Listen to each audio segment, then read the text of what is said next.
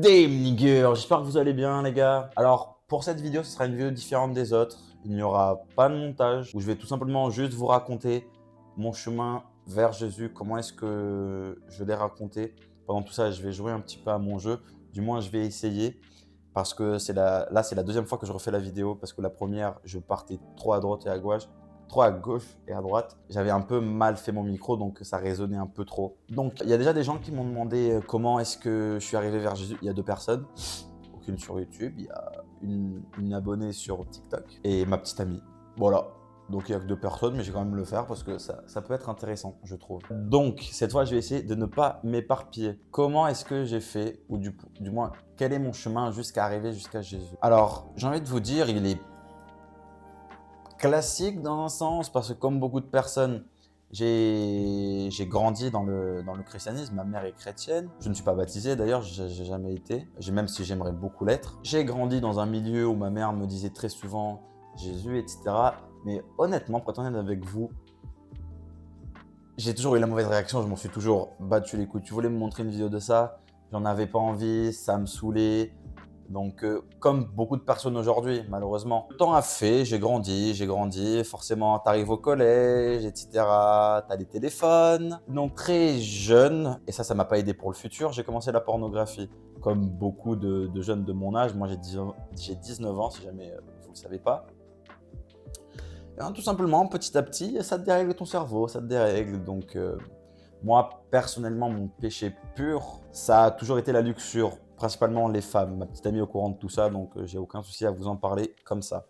Dans tous les cas, je ne vais pas rentrer vraiment dans les détails, mis à part sauf la masturbation, etc. Tu rajoutes la pornographie, la masturbation, plus la sexualisation qu'on fait de la femme actuellement, ça fait pas un bon mélange. Surtout quand tu es très jeune et que tu es en train de te construire, et j'en ressens les effets encore aujourd'hui. Si jamais vous êtes plus jeune que moi, faites très attention les gars, je vous conseille sincèrement. De 1, c'est pas bon pour vous, la masturbation, et de 2, là-haut. Parce que c'est un péché, qu'on le veuille ou non, se masturber, c'est un péché. Ça fait partie de la luxure. Très tôt, je commence déjà à faire des erreurs comme ça. Et je dirais plus ou moins vers quoi? Techniquement, j'ai commencé à prier dès que j'avais 14-15 ans.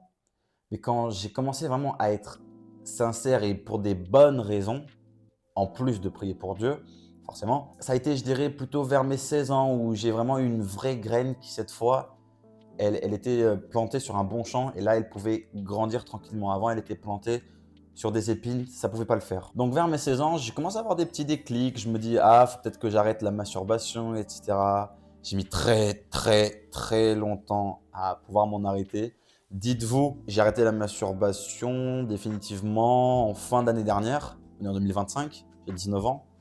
Donc, j'avais 18 ans encore à l'époque. Donc, j'ai quand même mis un bon petit moment à arrêter. Avec des longs moments sans le faire, des rechutes, des longs moments sans le faire.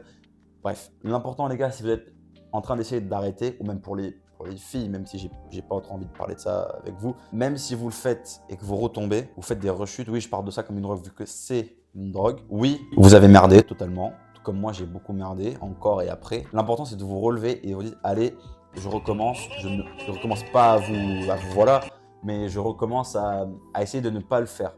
Et petit à petit, vous allez réussir. Vous inquiétez pas. Si moi j'ai réussi, tout le monde peut le faire. En plus de rajouter la masturbation, j'allais très souvent à gauche et à droite. On va dire coureur de jupons, entre guillemets. Salute Claudia. Et je ne sais pas si vous êtes au courant. Tu rajoutes la masturbation, mais surtout les gens qui changent très souvent de partenaire, ça change son cerveau. Il s'habitue à ce style de vie avec toujours de l'adrénaline. Bam, faut que j'aille là, faut que j'aille. Rentrer mon passe ici, faut que j'aille ouvrir les jambes là.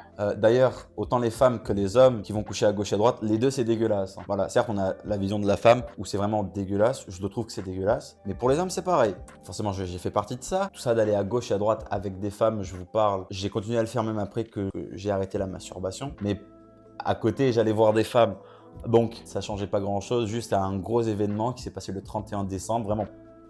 Là, pour le coup, c'est une nouvelle page, littéralement, une nouvelle année. Ça, je vais expliquer juste après. Mais là, je vais dire plutôt, par exemple, comment est-ce que je me suis encore plus rapproché de Dieu par exemple, en arrêtant la masturbation. Et ça fait un peu philosophique l'histoire que je vais raconter. J'ai fait de la boxe pendant un an et demi, 2 ans. J'ai fait 2 combats. D'ailleurs, le premier, on me l'a volé. Je l'ai gagné, le premier combat.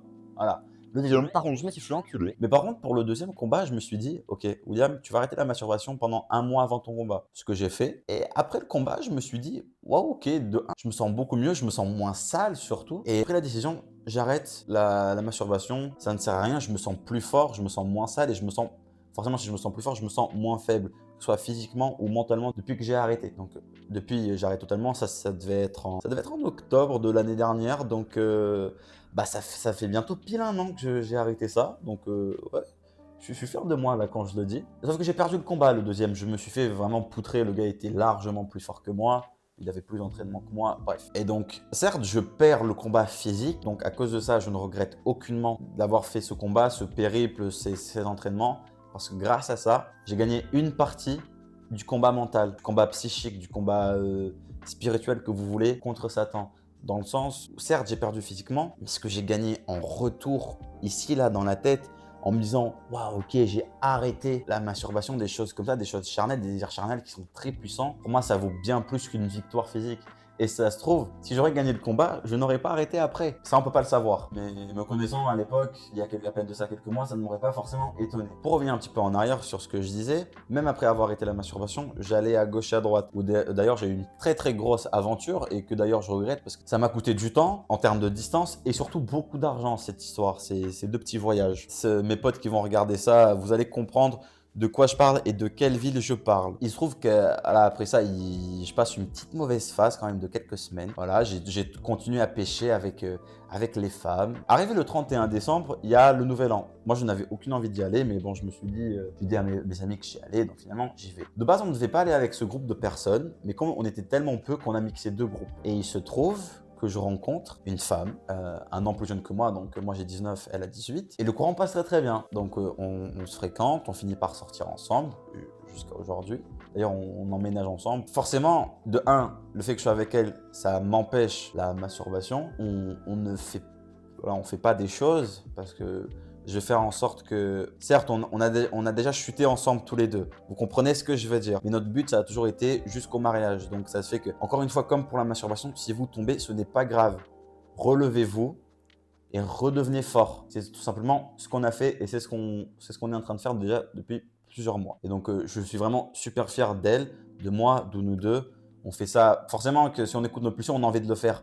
Logique, mais il y a une puissance plus forte en haut de nous et il faut qu'on la respecte parce que c'est ce que notre père veut. Finalement, je ne joue même pas, je regarde la télé, donc vous m'excuserez si c'est pas super dynamique cette fois. Je sais pas si vous êtes déjà tombé sur ce mème ou un Venom d'un comic et il dit donc tu crois en Dieu, c'est pour réprimer tes pulsions.